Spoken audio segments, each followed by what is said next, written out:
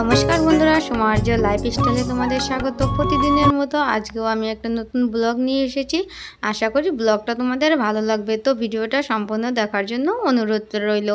তো সকাল সকাল বাসি কাজ সেরে আমি তারপরে সমস্ত কাজ সেরে এদিকে দুধ বসিয়ে দিয়েছি।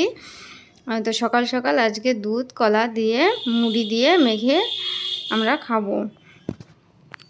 তো দেখো দুধটা গরম করে এনে তারপরে এই যে কলাগুলো আমি ছুলে একসঙ্গে সেগুলোকে মাখিয়ে তারপরে ছেলেদের খেতে দিয়ে দিব। তো দুধটা একটু গরম গরম ছিল, তো আমি কলাগুলো ছুলে তারপরে তাতে একদম পুরো মুড়িটা যতটুকু লাগবে সেই মুড়িটা দিয়ে তারপরে মেখে তারপরে ছেলেদের দিয়ে দেবো। ওদের আবার মাখিয়ে না দিলে ওরা ঠিকঠাকভাবে এই বলে মিষ্টি হয়েছে, এই বলে মিষ্টি হয়নি, দুধ বেশি হয়েছে, মুড়ি বেশি হয়েছে, নানান কথা বলতে থাকে। এর জন্য আমি ওদের মাখিয়ে খেতে দিয়ে দেবো। তো আজকে সকাল সকাল রান্না নেই, শুধু এগুলোই খাওয়া দাওয়া হবে। কারণ ছেলে একদম নিরামিষ খেতে চাইছিল না, তো বলছিল মা সকাল সকাল রান্না করতে হবে না, আমি প্রাইভেট পড়ে তারপরে দুধ দিয়ে মুড়ি দিয়ে খেয়ে দিয়ে তারপরে বাজারে যাব, বাজার থেকে আজকে মাংস না আনলে ভাত খাবো না। তো আমি বলেছি আচ্ছা ঠিক আছে। তো এগুলো খেয়ে দিয়ে তারপরে ও চলে যাবে সোজা বাজার থেকে মাংসটা নিয়ে আসবে। তারপর দুপুরের দিকে সবটা সেরে তারপর দুপুরের দিকে রান্না করব। তো মুড়িটা মেখে ওদের আলাদা আলাদা থালে দিয়ে দিয়েছি, ওটা বসে খাচ্ছে। তো তারপরে আমি কয়েকটা জামা কাপড় ভিজিয়ে রেখেছিলাম, তো কলে পারে গিয়ে সেই জামা কাপড়গুলো ধুয়ে নেব। তো সকাল সকাল ওগুলো পরিষ্কার করে ধুয়ে তারপরে আর বাকি কাজগুলো সেরে সোজা রান্না করে স্নান দান করে ঠাকুর পুজো টুজো দিয়ে রান্নাঘরে চলে যাব।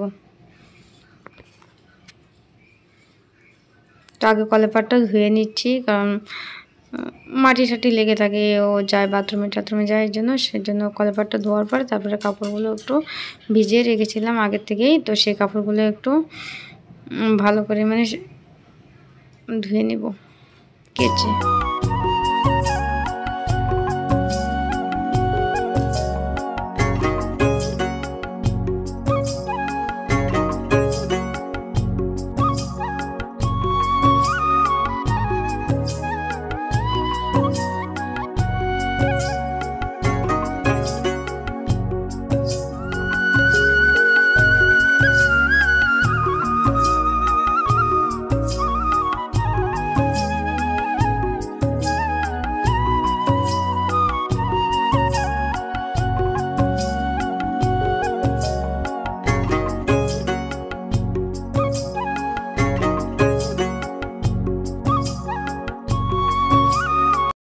তো ছেলেরা তো সকাল সকাল দুধ মুড়ি খেয়েছিল, তো ওদের একটু খিদে পেয়ে গিয়েছিল। তো আমার ছোট ছেলে সেন্টারে গিয়ে সেন্টারের ভাত আর ডিম আর আলু সিদ্ধ নিয়ে এসেছিল। তো মোটামুটি 10টা সাড়ে 10টা বাজে, তখন আমি ওদের বললাম যে আচ্ছা তাহলে তোদের মেখে খাইয়ে দেই, তো সকাল সকাল দুধ মুড়ি খেয়েছিস, খিদে পেয়ে যাবে। এর জন্য আমি ওদের ডিমটা ছুলে তারপরে আলুটাও ছুলে আর লবণ দিয়ে তেল দিয়ে মাখিয়ে নিয়েছিলাম। তো আমার বড় ছেলে বলছিল একটু তেলটা বেশি হয়েছে, তো সেটা আমি শুকিয়ে দেখছিলাম। তো তারপরে ওদের খাইয়ে দিলাম। আর এদিকে আমার বড় ছেলে মোবাইল দেখতে দেখতে খাচ্ছিল। দু ছেলে মোবাইল ছাড়া ওদের খাওয়া চলে না, মোবাইল দেখতেই হবে। তো বলছিলাম আচ্ছা তোরা মোবাইল থেকে আমি তো খাইয়ে দিচ্ছি, কারণ ওদের খাইয়ে দেয় আরও অনেক কাজ বাকি আছে আমাদের নামে আমার সেই কাজগুলো আমাকে করতে হবে। খাওয়ানোর সময় বড় ছেলেকে বলেছিলাম যে খাওয়া দাওয়া শেষ হলে তুই গিয়ে বাজার থেকে মাংসটা নিয়ে আসবি। তো ও বাজারে গিয়ে মাংসটা নিয়ে এসেছিলো, আনতে দিয়েছিলাম পান, পেঁয়াজ, লঙ্কা আর মাংস। তো সেটাই ওখানে রেখে দিয়ে চলে গেল। তো তারপরে আমি এদিকে সব কাজটা সেরে স্নান দান করে সোজা চলে এলাম আমাদের ঘরে সিঁদুর পড়তে। তো সিঁদুর টুদুর পরা হয়ে গেলে তারপরে ওদিকে পুজোর বাসন টাসন সব মেজে টেজে পরিষ্কার করে রেখে দিয়েছি। পুজোটা দিয়ে সোজা চলে যাব রান্নাঘরে।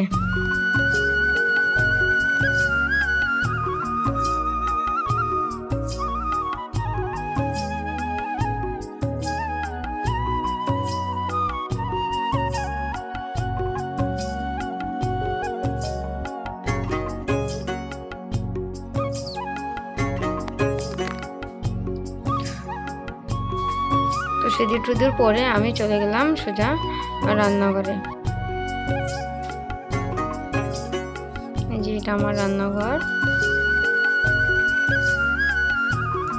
তো ওদিকে মানে ডেক্সিতে জল এনে বসিয়ে রেখেছিলাম, আর এদিকে আমি পাটশোলাগুলো এনে উনুনটা জ্বালিয়ে নেব। উনুনটা জ্বালানোর পরে আমি পিড়ি আনতে গিয়েছিলাম, ঘরে পিড়ি ছিল না। আর এই যে দেখো এদিকে চাল, এই চালটা তারপরে ধুয়ে হাঁড়িতে দিয়ে দেবো।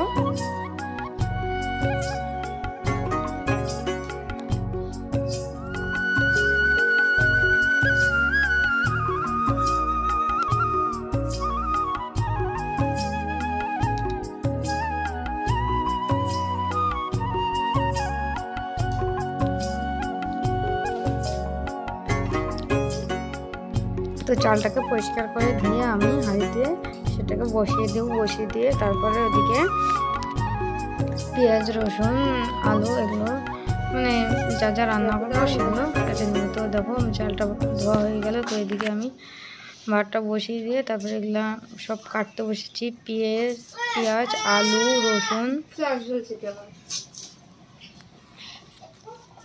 আলুটা তো যেটুকু আলু দেবো সেই আলুটা কাটা হয়ে গেছে। তারপরে পেঁয়াজটা কেটে নিচ্ছি।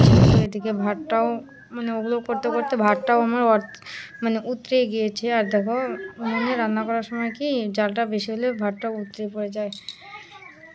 তো এই যেদিকে আমার সব কিছু কাটা সম্পূর্ণ। তো ভাতটা হয়ে গেছে, এখন আমি মাঠটা ছেঁকে নেব। আর দুপুরে এত রোদ উঠেছিল যে প্রচণ্ড গরম। আমি বারে এদিকে ওটা ডেক্সিটারও পুরো গরম লাগছিল, আবার ওদিকে বাইরেরও প্রচণ্ড রোদ উঠেছে। তো কয়েকদিন থেকে তো পুরো গরম দিচ্ছে, গরমে তো কাজ করে তো তাও তো করতেই হবে না। তো এদিকে মাংস ধুয়ে আমি আলু ঠালু দিয়ে বসিয়ে দিয়েছি। ভাতটা হয়ে গেছে। আমি ভাতে তারপরে নুরানিটা দিয়ে নিলাম সার্ফ দিয়ে।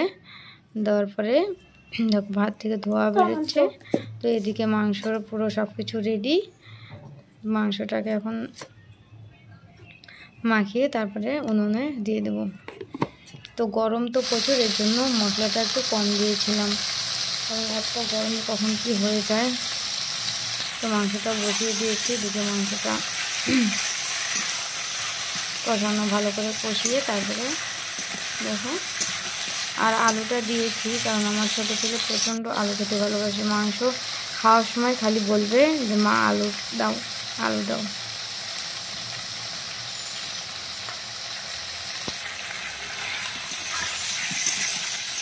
তো দেখো মাংসটার থেকে কি সুন্দর করে তেল ছাড়ছে। ভালো করে সেটাকে আমি কষিয়ে নেব।